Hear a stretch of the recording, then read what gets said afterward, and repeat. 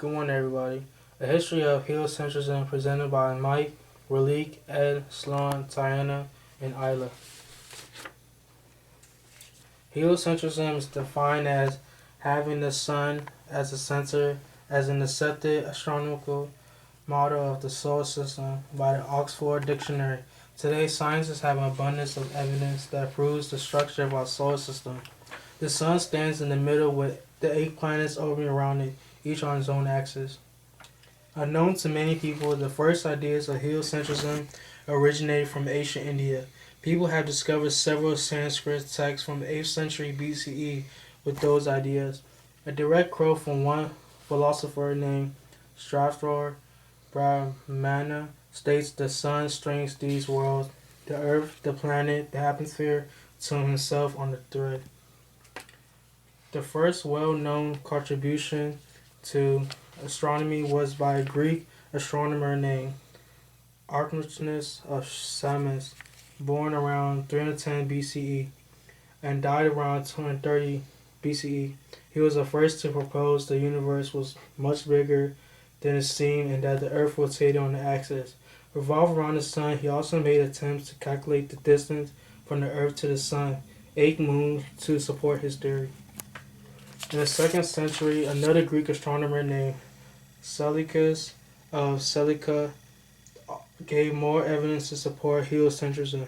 On top of correctly theorizing the moon's relation to the tide, Seleucus also studied the tilt and axis of the earth and hypothesized that the earth was spinning while also rotating around the sun. However, in 450 AD, a Greek astronomer named Claudius Ptolemy or Ptolemyus created a well-known theory supporting geocentrism. He believed humans were at the center of the universe, that all heavenly bodies hinged around the earth. Unfortunately, this became universally accepted for up to 1,000 years until the great scientific revolution brought new evidence of heliocentrism.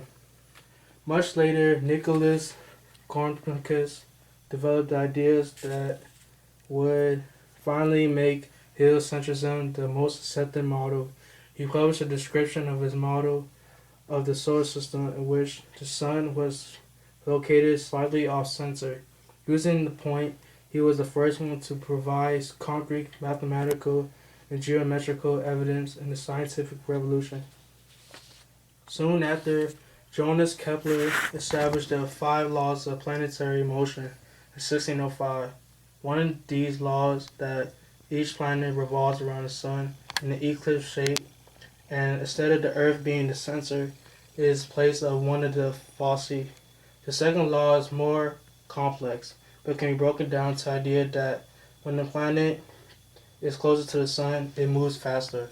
Previously, people believed the planets moved at the same rate along its axis. The third law explained the rates of rotation.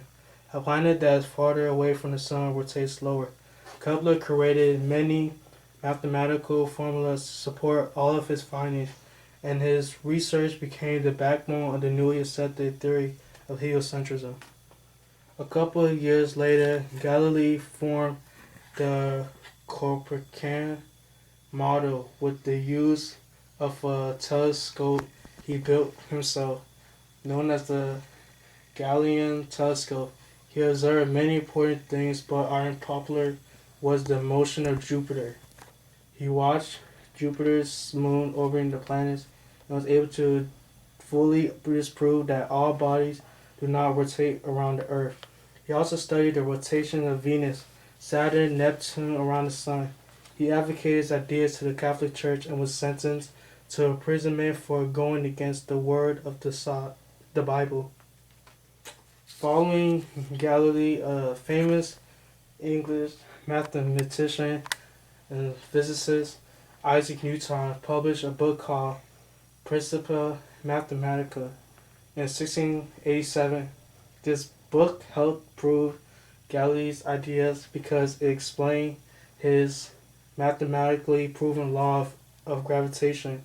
This explained the Earth's gravitational pull as well as the Sun, and now it kept all the planets within its orbit. He also created the 3 laws of motion. Equation equals to F equals to GMM over R squared, which were also applicable to heliocentrism. Finally, in 1757, Pope Benedict XIV of the Catholic Church lifted a ban against the Copernican theory of heliocentrism. This is known as the officially universe acceptance of heliocentrism with little opposition. The end. The end. Thank you for watching our presentation on heliocentrism, brought to you by Salam, Tahana, Ayla, Ralik, Ed, and Mike. Good evening.